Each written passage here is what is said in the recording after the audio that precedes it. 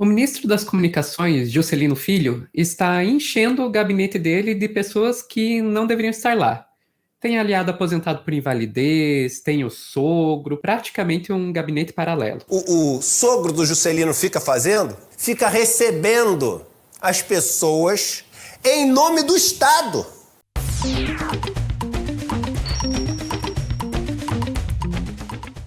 O Juscelino Filho só tá dando problema pro governo desde o começo, né? Ele tem uma longa história de irregularidades, muitas delas envolvendo cavalos, né? Usou o avião da FAB para ir para um evento de criador de cavalo, deixou de declarar na Justiça Eleitoral milhões em cavalos e raças, usou verba de emenda para asfaltar rua, asfaltar a estrada até a fazenda dele, etc. E ele foi colocado lá como um dos ministros indicados pelo União Brasil, né? Em troca aí de apoio, foram indicados 3 ministros do União Brasil e ele foi um deles. E eu posso dizer isso sem me errar, porque o Lula sequer conhecia o cara antes de indicá-lo. É sério. Olha aqui, ó. Lula só conheceu o futuro ministro das Comunicações pouco antes do anúncio.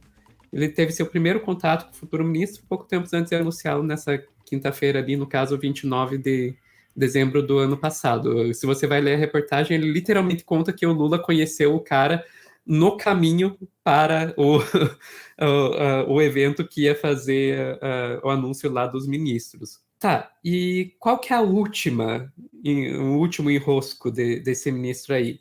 Daí a gente vai pro Estadão, né? Tá aqui no Estadão. Juscelino entregou o gabinete para sogro despachar até mesmo na sua ausência em Brasília. Registro de entrada e saída obtidos pelo Estadão mostra um gabinete paralelo no Ministério das Comunicações. A pasta diz que o empresário Fernando Fialho, que é o sogro dele, é, aspas, conselheiro informal do ministro. Então, o quê? O meu sogro tá fazendo de conta que é ministro? Não, ele é meu conselheiro informal. Basicamente é essa a história. E o Eduardo Moreira, lá do ICL News, para mim ele foi o que mandou a real, assim, dizer o que realmente estava acontecendo ali. O sogro do Juscelino fica fazendo? Fica recebendo as pessoas em nome do Estado. Em nome do governo, mas o governo está lá em nome do Estado, provisoriamente. O Estado fica, o governo passa. Ele está lá em nome de todo mundo, de todos nós. Só que não foi nem votado, nem é contratado. Qual o nome disso? Lobista. Não tem 2 nomes. Lobista. E é irregular essa situação. E ele está lá. Pois é, pode piorar essa história? A verdade é que sim, pode piorar. Esse Fernando Fialho aí, ele já é réu por corrupção. Pois é, olha aqui. Fialho é réu em uma ação penal por suposto desvio de verbas públicas por meio de um convênio de 4,9 milhões de reais. O suposto desvio ali é sempre para garantir a segurança jurídica, né? Firmado com um instituto mantido por Laranjas para obras de melhoramento de caminho de acesso no interior do Maranhão. O convênio foi assinado no período em que ele atuou como secretário de Desenvolvimento Social e Agricultura Familiar no governo de Rosiana Sarney. Então, o cara, ainda por cima, é réu em um processo por corrupção.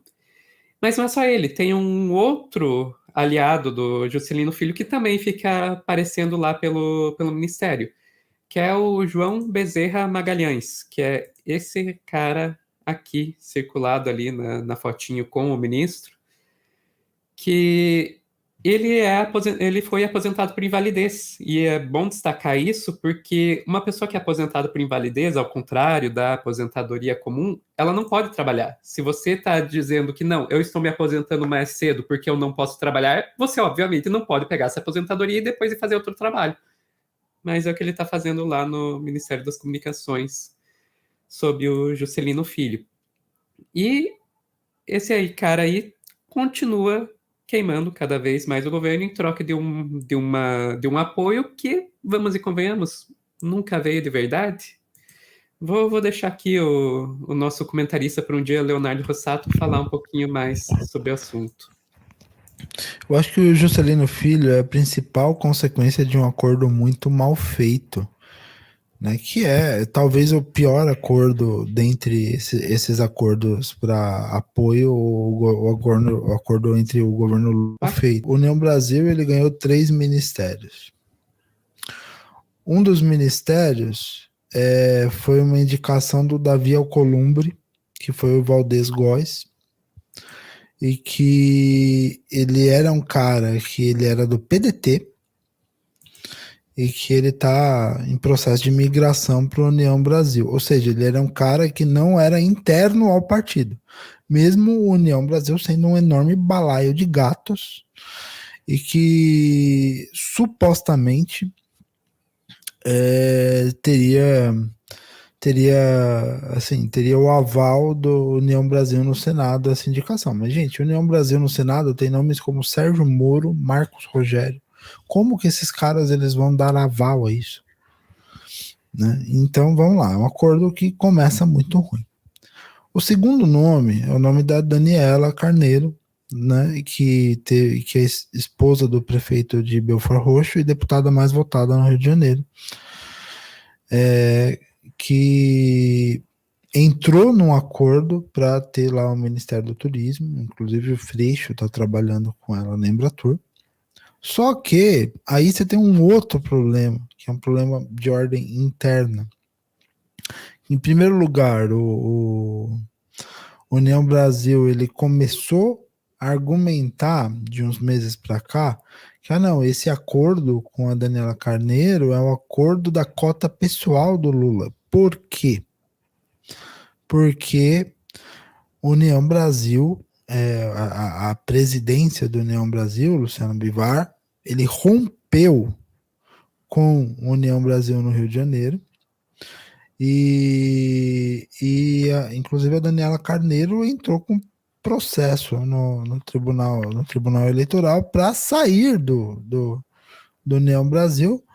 Por quê? Porque a coisa chegou num ponto no Rio de Janeiro em que o diretório estadual, que estava sob o controle da Daniela Carneiro e do Vaguinho, né, que é o esposo dela,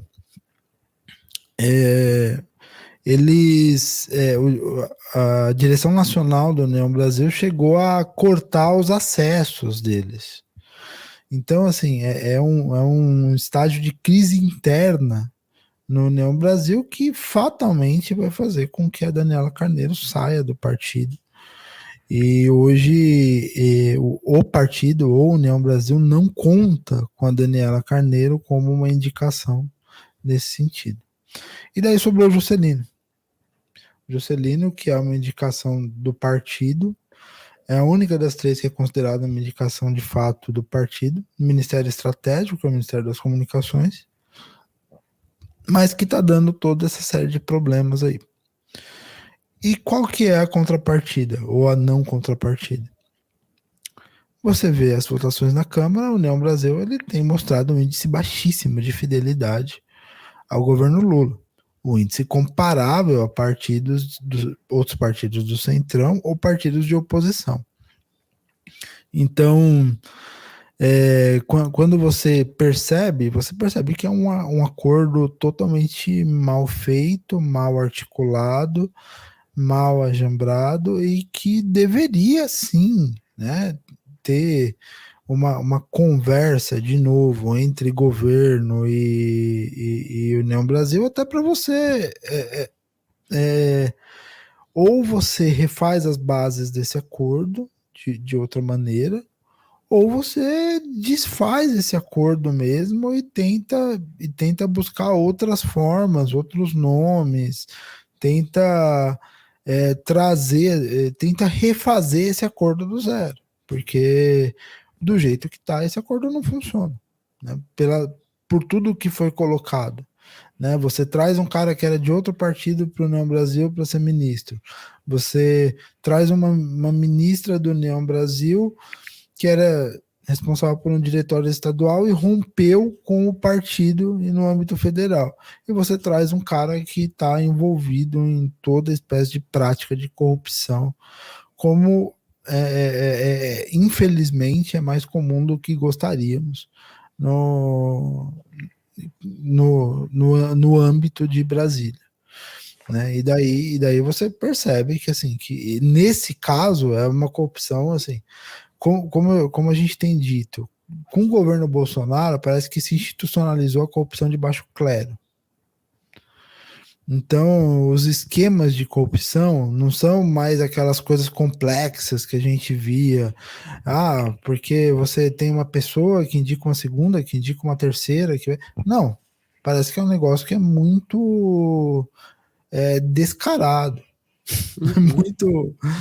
E parece que o Juscelino trouxe essa expertise, né, de corrupção do governo Bolsonaro sem muitos disfarces.